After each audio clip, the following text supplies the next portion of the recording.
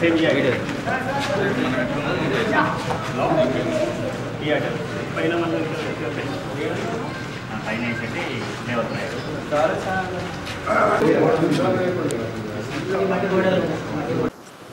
To today TV. నేను మీ జిల్లా రమేష్. ప్రస్తుతం మనం వేములవాడలోని ముదిరాజ్ సంఘ కొత్తగా నిర్మిస్తున్నటువంటి భవనం వద్ద ఉన్నాము.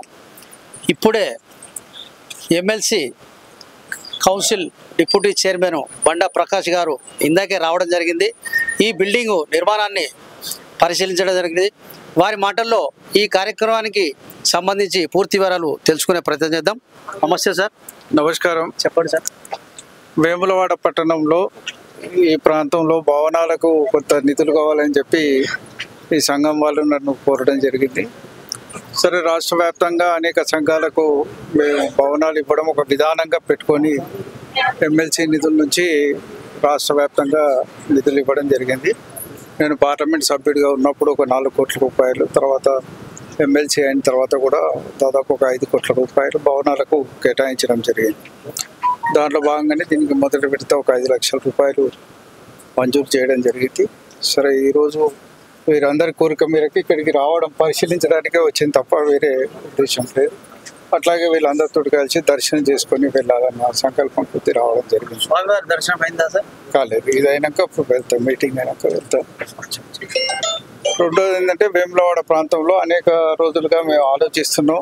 ఇక్కడ ముదిరాజుల కోసం కూడా నిత్యాన్నదాన సత్రాన్ని ఒకటి భారీ ఎత్తున నిర్మాణం చేయాలని చెప్పి, అందుకు ఇక్కడ ఉన్న సంఘాలలో అన్ని సంఘాల పెద్దలందరినీ కూడా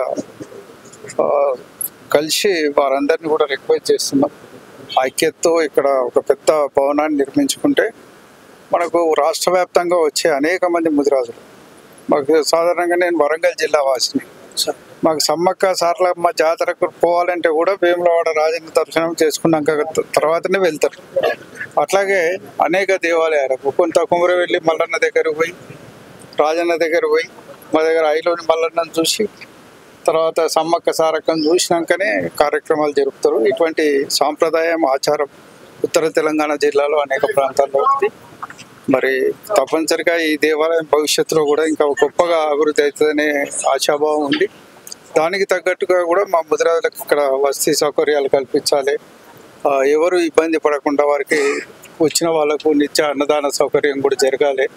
మరి ఈ ప్రాంతంలో ఉండే ముదిరాజులకు కూడా ఖచ్చితంగా భవనాలు ఉండాలి. వారు కూడా అన్ని కార్యక్రమాలు చేసుకునే విధంగా మాకు ఇక్కడ సంఘాలు కూడా అన్ని సంఘాలు ఉన్నాయి. అన్ని సంఘాలు కూడా మంచిగా భవనాలు కట్టుకొని ఇక్కడ పేద ప్రజలకు చేయూతనిచ్చే విధంగా వాళ్ళ చిన్న చిన్న కార్యక్రమాలు ఉంటే అందులోనే చేసుకునే విధంగా, పెళ్ళిళ్ళు కానీ ఫంక్షన్లు కానీ ఇంకేదైనా కార్యక్రమం ఉంటే చేసుకునే విధంగా ఈ కార్యక్రమాలని సంఘాలని తీర్చిదిద్దాలన్న సంకల్పం కొద్ది మా తెలంగాణ ముదిరాజు మహాసభ పనిచేస్తున్నది. దాంట్లో భాగంగానే ఈరోజు ఇక్కడికి రావడం జరిగిందనే విషయాన్ని ఈ సందర్భంగానే మనం చూస్తున్నాం. సార్, అయితే ఇప్పుడు నిత్యాన్న సత్ర భవనం కొరకు అంటే ఇదే బిల్డింగ్లో ఏర్పాటు చేస్తారా, లేదంటే? మేము ప్రస్తుతం అయితే ప్రభుత్వాన్ని కోరుతున్నాము కొంత స్థలాన్ని కేటాయించమని. అదేవిధంగా మా ముదిరాలకు సంబంధించిన కూడా కొంత స్థలాలు ఉన్నాయి మాకు కూడా. అటువంటి స్థలాలను కూడా చూస్తున్నాము.